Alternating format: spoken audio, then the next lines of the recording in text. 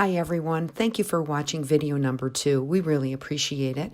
My name is Suzanne Owens. I am your Solutions Account Executive here at ICC Community Development Solutions General Code.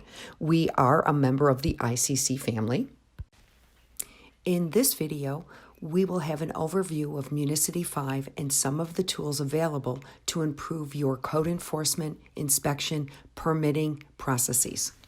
Municity 5 enables municipal departments to work more efficiently by streamlining how they manage building, permitting, code enforcement, inspection, and public works assets within a GIS-centric environment.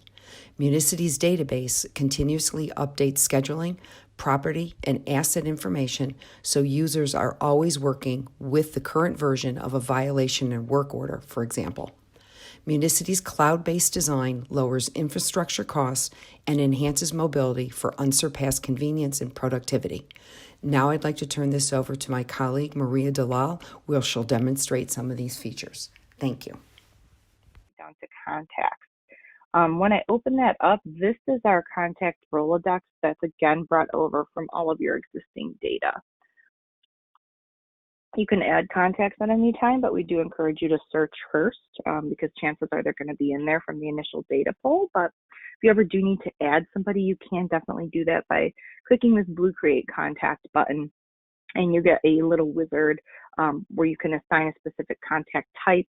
So if I click this drop down, I have various different types of contractors. There's some out of the box, but again, you can add some configured fields based on what you're currently using. And then again, all of the regular information, so like name, phone number, email, address. And then over here, if they have a license number or a workman's comp number, you can apply that here as well. So let's go ahead and search for an individual. I want to check out his current pet license. So I'm going to go ahead and in the search box, type in his last name. And then I'm going to hit search. I can also trim it down to contact type if I wanted to, if I happen to know that information. But here he is. If he had a workman's comp or a contractor license, there is a little plus sign here at the corner that I can minimize. And what it's going to do is it's going to give me a quick look at what kind of licenses he has, when they were issued, when they were expired. But he doesn't, because we just want to look at, again, the pet license he has. So I'm going to double click on him like we did with our parcel, and we're just going to open up his record. So bear with it for a second as it catches up to me. So now what we're looking at is the contact record for this individual that I was looking up. It looks very similar to that parcel, but what we're looking at is his role, his name, his various information, which can be edited by anybody with those permissions set up. Additionally, we can head over to items. So again, on the left-hand side here, we're looking at associated items. And this is where I would find any other associated like license or permit with the individual. So we're going to go ahead and look at licenses. When I click on that, what I have is he has a couple pet licenses. So from here, I have quick information based on the columns. I can see the status of it. I can see when it expires. I can also click on it to open it up. And from here, I can work directly within the license record. So here is our license record. And then from here, we can add any applicable fees. Again, from that items tab, we can add through media, any sort of images or photos we would like to upload. And we can also, from the overview screen, we can copy this license or we can go ahead and renew it. So pretty neat stuff you can do within the contact records on Municity 5. Items, what we are looking at is we are looking at all associated permits with this particular parcel. So as you can see, I have a full history here. I have a bunch of different columns. If I click upon them, I can sort in any way that I want. So I can sort by status, permit number, application number. In this system, how we have it set up is that prior to issuing, all permit applications receive an application number, and then once they are ready to go into permit status and it's been issued, they will receive a permit number, which is why some of these we see only application numbers, permit numbers.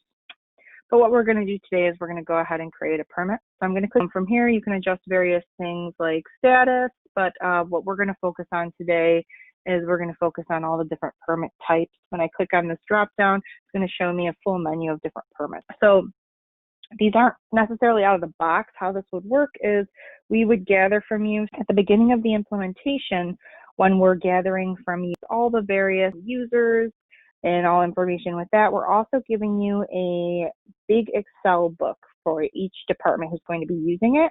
They're going to be giving us a ton of information that we can put into Municity 5. So one of those bits of information are all of your different permit types. So we're going to ask you what you're using right now. What are those types of permits? We're going to ask you things like the life of the permit, so how long between issuing and expiration. We're going to ask you any associated inspections, any associated fees, and we're going to create a template for you based on that. So as an example, I'm going to head down to pole barn and we're going to issue a pole barn permit. As you can see, when I click on that, my wizard grows a little bit because I have my fee and my inspections pop up automatically, as well as my default applicant who is the owner of the parcel. Down below, now we're moving on to our different types of inspections. So let's say today we just want to do the final inspection. So we're just going to go ahead and hit X's here, and then that's going to remove our inspections. So here we have our inspection. We're going to go ahead and let's schedule it. So I click in this field and click, let's make it for today. And then there's a start time and an end time. So again, this is going to be important for scheduling. If you're actually going to go ahead and schedule it, you can input these. So let's go ahead, 11. Now we're going to go ahead and hit create, and Municity 5 is going to take all that information I just input and it's going to create a permit record on this parcel. Okay. So now we have our permit record. I'm going to go ahead and expand it so you guys can see it a little bit better. We have all of our permit information that we input along the top. So we have our application number. Again, our permit number will be given to us once we issue the permit. We have grouping information that you can have on there, again, for quick reporting. What I'm going to do is create complaint. Violations are connected to complaints. So if we have a little bit of a language barrier there, just know that within Municity 5, you can create a complaint with the associated violation. And then the notice is generated from there. So I'm going to grab the specific type. Again, as we're building out your site and we're getting different inspections and fees from you guys, another thing you're listing for us are all of your different complaint types. And then we're inputting them in here. So I said junk vehicle, so let's do vehicle parking. Okay. Again, we can speak to text in here, junk vehicle on lawn.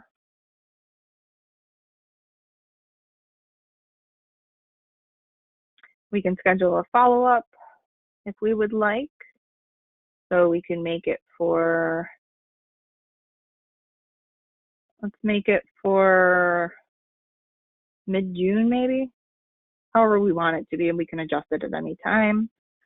And then we can add a time in there if we would like. Another bonus of adding times in here would be that you can push it to a different calendar if you needed to. So if you wanted to push it to your Outlook calendar or your Google calendar, because Microsoft and Google do not really allow many things to integrate with them, because they just have closed off API. This would be a method of working around that where you can actually send like a calendar invite. You can do that. So we can put a time in there, start time, end time, push to there if we wanted to. We can assign an inspector. So let's make it for, let's give it to Tim. And then if Tim had something going on that day, again, I would get a little pop-up. But here's the best part, violation sum. This is where we're going to actually this is where we're going to cite the code. So I hit notice of violation found. I'm going to click add ordinance of code. And what's going to pop up is my online code book, if you will. So if you have a digital code right now, that would be imported into your site. So like an eCode 360 type situation. Additionally, we are just about finished with the integration with the International Code Council's International Building Codes for residential and commercial. Those would also be able to be cited. Those can be added to the plan if that's something you're interested in, again, for residential and commercial inspections. It would be added as a source within here based on if your state has adopted or not. So we're going to go ahead and type in junk because we want to find the ordinance for junk vehicle. I typed in that keyword and it's going to pop up the result for me. I can click on it and read it and I can see, yep, junk vehicle, hit submit, and it's going to add that code for me. If there were multiple areas of the code violated, I can keep adding, I can keep pressing this button as much as I want to, but we're going to leave it at this for right now. I'm going to go ahead and hit complaint or hit create, and it's going to generate my complaint violation for me. From here, I can actually generate the notice. So much like we saw in the office with the printouts, we have that availability within mobile as well. So I hit print, I click on notice of violation, and Municity 5 is going to generate that document for me based on the information that I put in. So I have all of my comments brought in, I have complaint numbers, complaint dates, SBL. Again, this is going to be pretty customizable based on what you guys want to see. We have the ordinance and we have corrective action, and then we can add signatures to your printouts as well. And that's a new functionality that came last month, so you can add digital signatures. Plan review in Municity. These fundamental plan review steps and functions can be managed within Municity utilizing a task list setup, providing the ability to identify and track approvals and rejections with notifications for changes or final approvals. The system supports use and storage of PDF documents used for the purpose of annotations and markups allowed by the Adobe platform in use.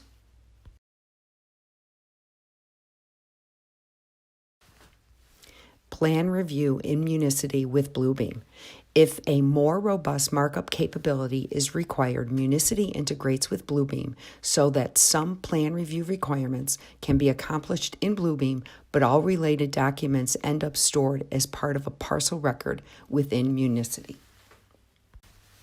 Plan review in Municity with Project Docs.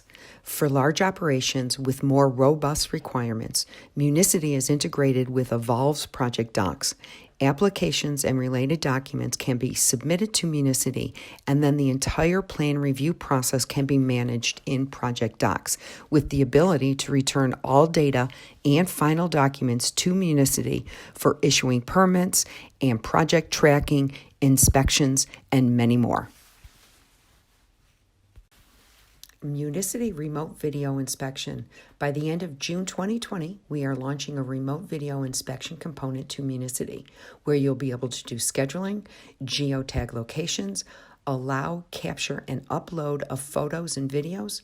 You can tie to checklists and note-taking capabilities, just to name a few of the features.